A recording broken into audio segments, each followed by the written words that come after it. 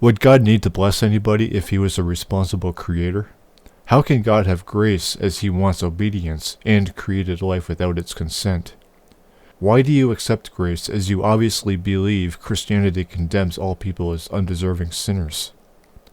To realize and accept that you are undeserving would be to reject God's grace. Any honest person would, not accept it and then preach at other people about it. I would say maybe God should rectify the problem, but he's the fucking problem. It's all our fault? God created life, we didn't. Would we have to go through trials and tribulations if God was a benevolent creator? Why do you want this insanity, and why do you want other people to also go through it? Who are you to declare what churches should be about?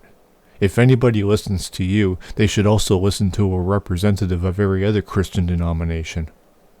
I would say nobody should listen to anybody and read the Bible, but the Bible has been translated over and over, and has also been modified many times throughout its history, which means the Bible can't be relied on either. Why do you like the truth as it actually is? You criticize lukewarm Christians, but why do you want to be Christian at all? So, people under the age of 50 are never around anybody who is at risk of dying? Let's not fucking forget who made us vulnerable to illness and contagions either, eh, Lori?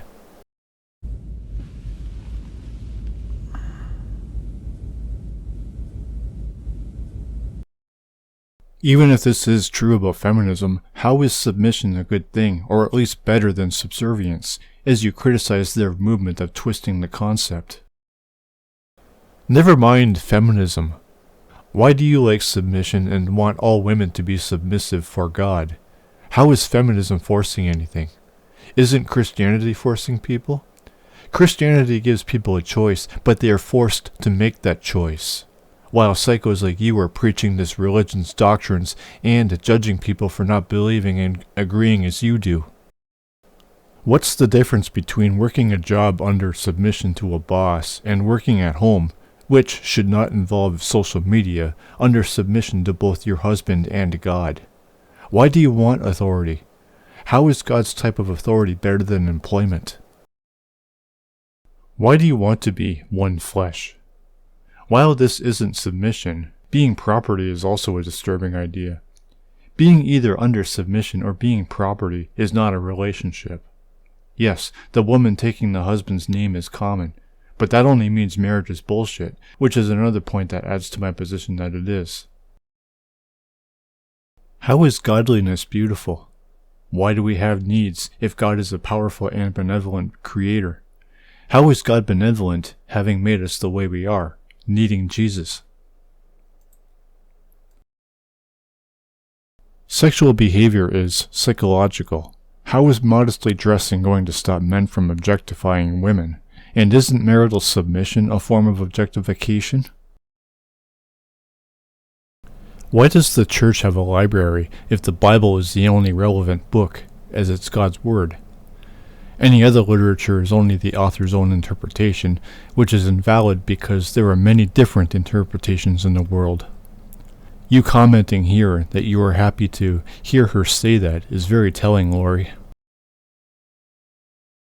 Okay, why do you want Jesus Christ to be real and his word to be the gospel?